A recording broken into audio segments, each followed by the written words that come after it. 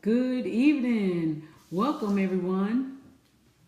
Welcome to Couples Coaching 101 with Georgia Nashima Tab of Life Without Limits Coaching and Counseling. Tonight, we will be speaking with you on Man and Money Part 1. And we'd like to give a few disclaimers before we start the show tonight.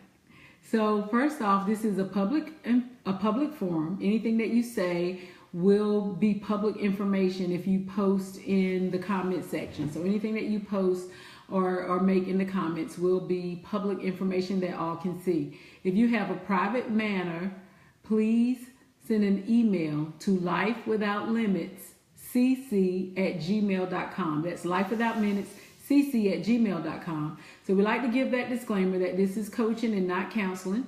Send their private questions or concerns to our email address. And please post, like, and share the video as often as you like.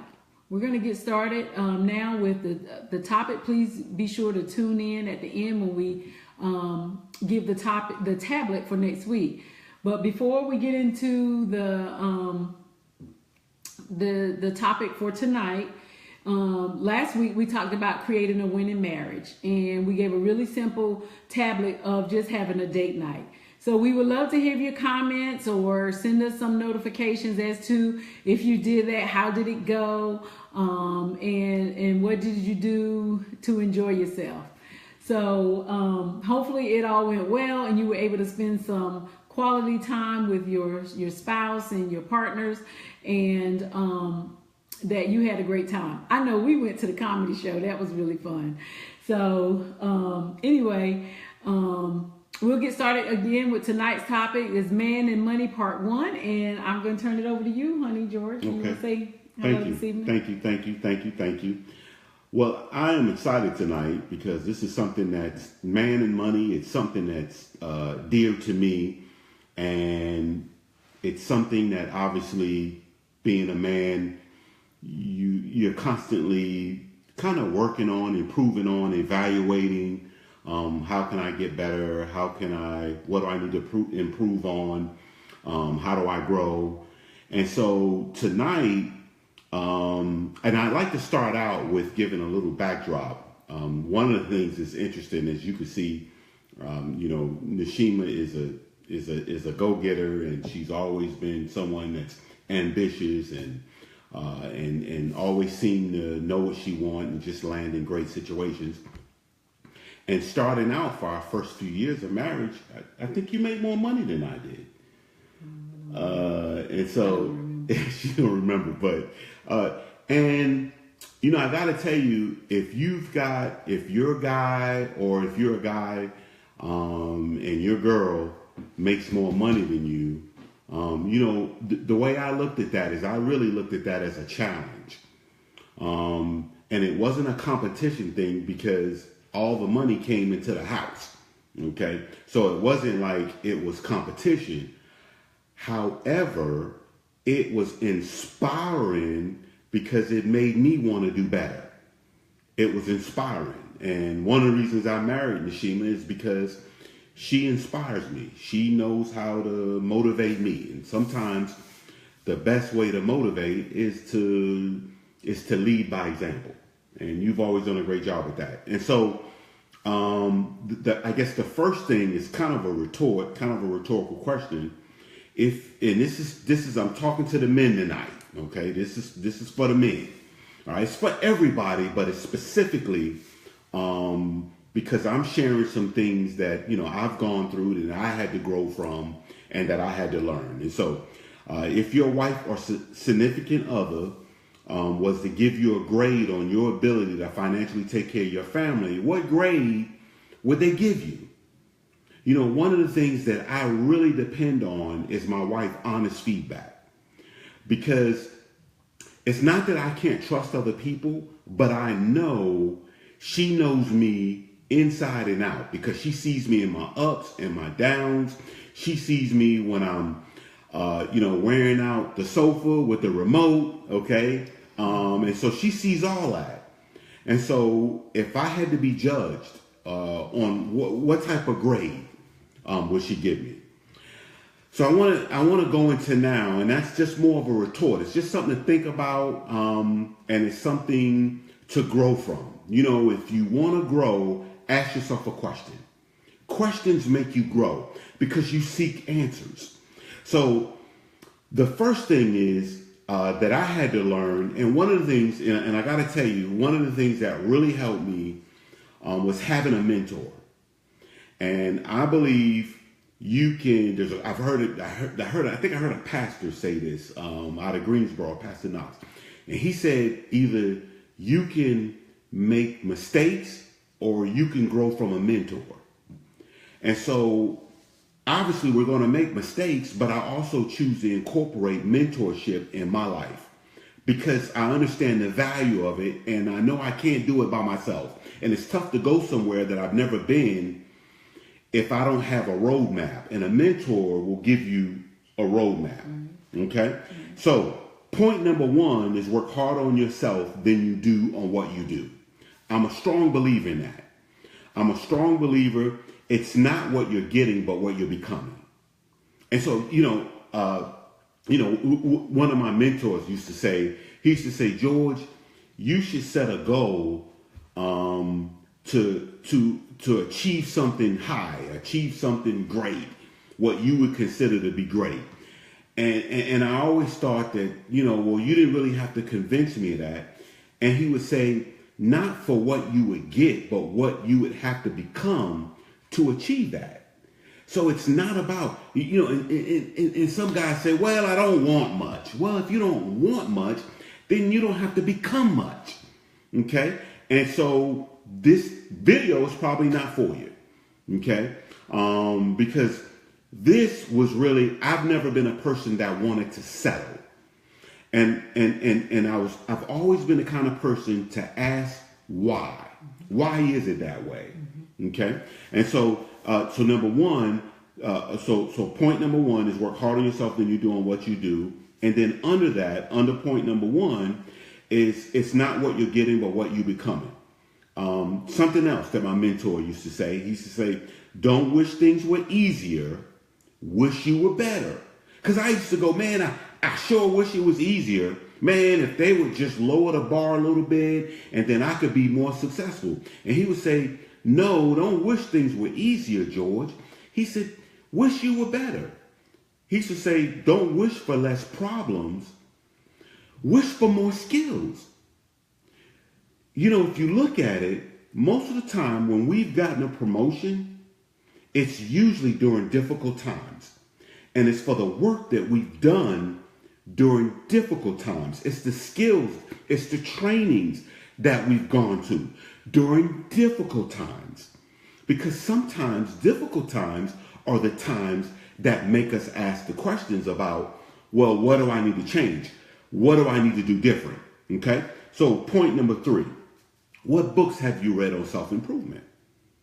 I read that most college graduates read after college, after they finish graduating from college, they read about 1 book per year. Okay? And so one of the things my mentor sold me on is he said, George, never begrudge what you spend on self-improvement. So on trainings, on books, on something that's going to improve you or make you better. All right? And so let me ask you this. Here's another retort, another question I want to ask you. If you could change a part of yourself, what would it be? If you could change one thing about yourself, what would it be? And I know I would say, my mentor used to ask me that, and I would go, well, I don't want to change anything about me. I am who I am, and I don't need to change who I am. But you know what I figured out? I figured out that birds fly south because they have to. We're humans. We can always grow. We can always get better. And so the question is, what are you doing to grow yourself? Because it's yourself that grows and increases your earnings, increasing your ability to communicate. You know, one of the things I like to do is I like to watch First Take. And First Take, there's a brother on there called Stephen A. Smith.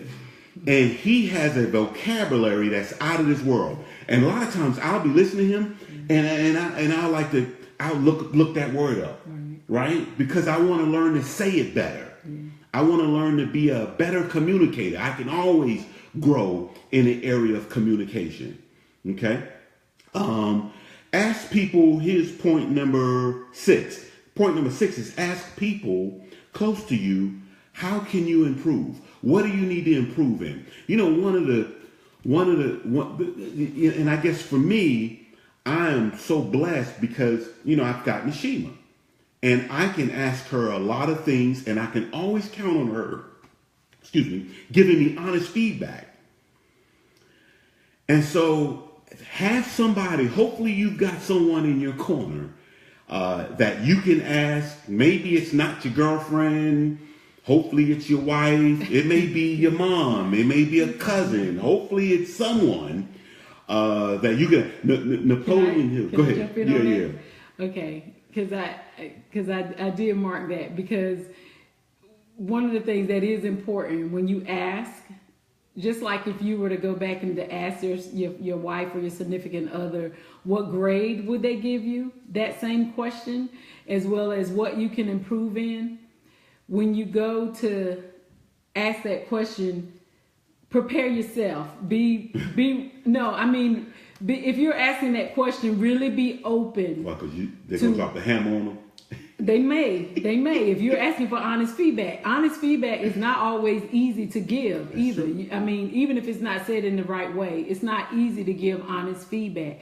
And usually when someone starts a conversation or a sentence with, don't take this the wrong way, but, well, as soon as you say, don't take this the wrong way, that's exactly how I'm going to take it, because my antennas are going off, right. My defenses are going off, right. And the wall is going up. So please don't say, don't take it the wrong way, but you could get another job. Don't do that. Don't do that. But what you could say, and since we're talking about money, so for women, and I know we talked about money a little bit before, but for women, it's about security. And it's about security long time. And it's nice, it's nice and fun if you have those little niceties and extra things that you like to do. Yeah. But those things really don't matter for us as much as making sure that the mortgage is paid on time, that we got a little bit of money in savings, that we can do things for our family when we need to and when we want to. Those kind of things are what are most important to women. So when you go to preface, if you didn't have a good day, don't have that conversation that day. Really prepare yourself and prepare your mind that I'm not going to be offended. And say those things to yourself. I'm not going to be offended. I'm going to be open, and I'm going to try to accept and receive this and see what can I gain from that. That was one of the things that I found that really helped people move forward when they ask their questions, no matter what the situation was. Why did this happen? What can I learn from this situation that happened? So the same thing, to be open to receive that. That's good. And we don't have time, but I would love to follow up with you about what you were saying about women and security and money. That's probably something else. But sometimes it can get kind of confusing for men, because sometimes we feel like you guys only, and I say women, you only want us for what we can do, or what we can do for you, or what we can do for the kids, and we're not, huh? You said that's what we No, but I'm just saying sometimes guys feel that way. Oh, okay, gotcha. Okay, we feel that way. And that's what was so significant about what you just said. But I'm moving on. Okay. So number 7 is, I want you to ask yourself, what would you do? Who would you become? What would you become? What would you do if you couldn't fail? And one thing I realized, I have this but thing. And I don't know if some of the guys, if you have this too, and it's the but, and the but is, you have a thought and you say, man, I would love to do that, but then the but comes up, but you can't do that. And a lot of times, great ideas get snuffed out by yourself. And that's going to bring me right into our next part, which is your self-esteem and your self-concept. All right, your self-esteem is how you feel about yourself. Your self-concept is how you think about yourself. It's your concept. It's your awareness of who you are and what you are and what your abilities are. And I think sometimes we spend far too much time planning a vacation versus planning our next move, if you will. So anyway, Les Brown says, I'd much rather be prepared and not have an opportunity than to have an opportunity and not be prepared. Okay? So you want to be prepared, whatever that means for you. I don't know what that means. It may mean you may need $25,000 in your bank account, so if a business opportunity comes along, you can jump on it. It may mean you may need a skill set that's not very popular right now, but it's going to become popular later on. So it may be you applying yourself right now, even though you don't have the per se opportunity right now. But it's better to be prepared and not have the opportunity than to have the opportunity and not be prepared. All right. And so a man's self-esteem is tied into how he thinks he's doing with his wife and children. All right. One thing I realized, when I was young, man, it was all about how big a house, how many cars, the Rolex, the diamonds, the bling bling. But you know what I realized? I realized as you get older, you get a little more specific and a little more exact on what's important. You zero in on what's important. And here's what I realized. At the end of my life, I will judge myself not by whether or not I got a Bentley, not by whether or not I got 1, 2, or 3 Rolex watches. None of those things. I will be judged by what kind of husband I was, what kind of father I was, and how did I treat God's people. That's what I'll be judged by, and that's what I'll judge myself by. And so this is so important. We're going to take the next 4 weeks, this week being the first week, and this is where we're going to spend some time, because I think as men, it's something that's very important to us. So if you've got a guy in your life, a son, a nephew, a boyfriend, a husband, send him the video. Okay, let him watch the video, and you don't have to preface it. Just say, hey, check this out. I thought this was good. Because if you preface it, a lot of times a guy's going to say, well, what you trying to say? You follow me? Think I ain't got my stuff together. Right. And then once you raise up the ego, and then no information gets across because now we're offended. Or don't say, right, don't take this the wrong way, but you should watch this video. And listen to point number 6. No. Okay. So I want to close out with a story. I'm always looking for just pretty cool stories, and I ran across this story about one of the first African American bicyclists or cyclists. And this guy, I'm not sure how many races he's won, but this was in the late 1800s and the early 1900s. And I was listening to the story about his first professional race. He was like 16, 17 years old. And as you can imagine, it's a white-dominated sport. Okay, so he was one of the few African Americans. And African Americans used to race back then, but they had their own league. Okay, it wasn't everybody together. It was separate. And what he would do to get in the races, he would sneak in the races. They couldn't put his name on a roster. Okay, and so what they would do is he would hide in the bushes, and when the gun went off, he would come out of the bushes, and then he would enter the race. And people would go, well, where'd this dude come from, right? So immediately, his first professional race. Now imagine now, this is in the late 1800s, and he's racing adults and here's this kid, that means my time is up, but y'all give me one minute. And so you can just imagine, so he enters the race, and they were on a clay course. The racing terrain was clay. So they started, so immediately he goes up in the first heap, okay? And so he gets up there and he's in the heap, and they started, yelling epithets at him, calling him names, kicking at him. And so what he did was he pulled away from everybody else. And it started to rain. And like I told you, they were on clay. And so the ground got soft, and it got so soft that it became virtually impossible for the other racers to pass through this mud, because now it's like thick mud. And this guy, despite all that, he climbs through and he wins first place in this race. And guess what? The heat that he was with, they didn't even complete the race. They couldn't complete it because the mud was just so thick. And it just made me think, man, that was impossible. Against the odds, it was impossible. This guy's name is Major Taylor.